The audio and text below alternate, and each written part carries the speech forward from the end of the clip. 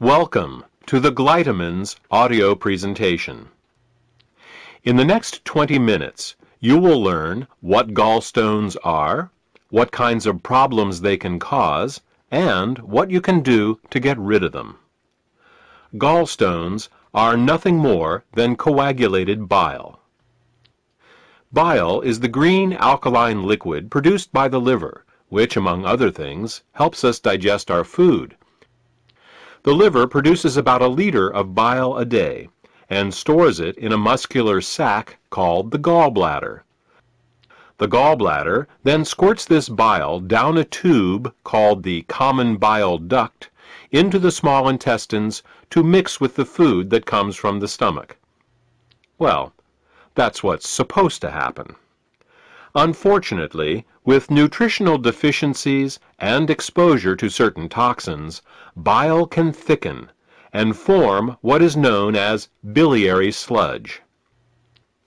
When this biliary sludge forms, it makes it very hard for the gallbladder to get the bile into the small intestines.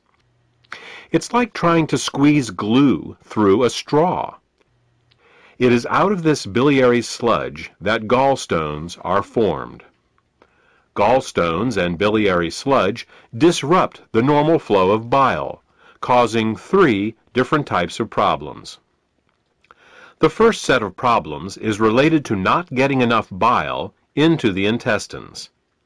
The second set of problems occurs when toxins, unable to leave the body through the bile, back up and accumulate in the liver and the bloodstream.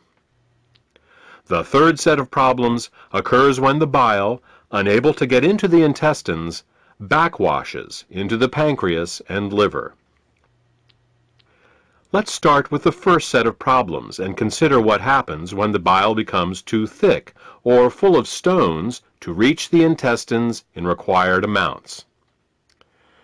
The first thing that bile does in the small intestine is to neutralize the acidity of the food coming out of the stomach. In order to disinfect and digest the food that we eat, the stomach secretes hydrochloric acid. Did you ever wonder why the stomach doesn't digest itself?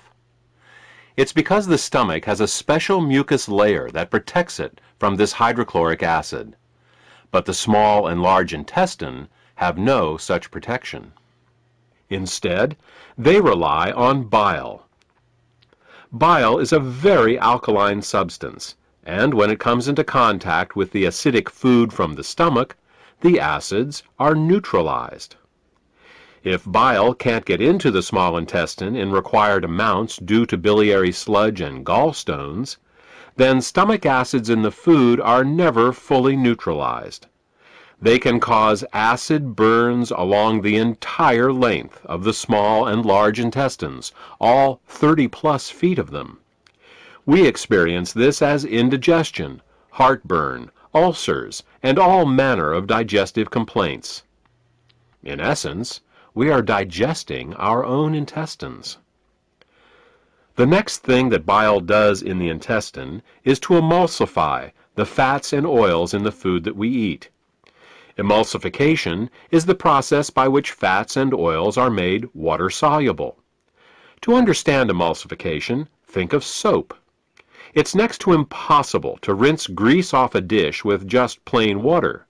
But if you put a drop of soap on the dish, the grease washes right off. That's because soap is an emulsifier. It's what allows fats and oils to mix with water.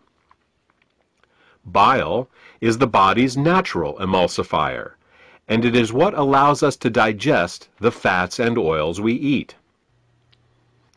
Without this emulsification process, essential fats, oils, and all the fat-soluble vitamins we eat become very difficult to absorb.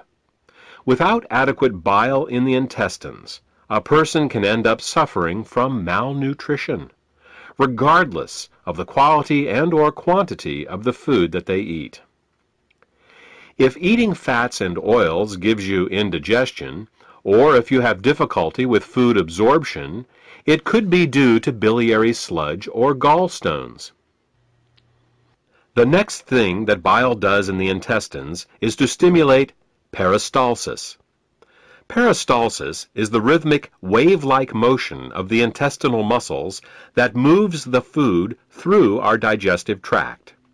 If you don't get enough bile into your intestines, you're bound to be constipated, no matter how much fiber you eat.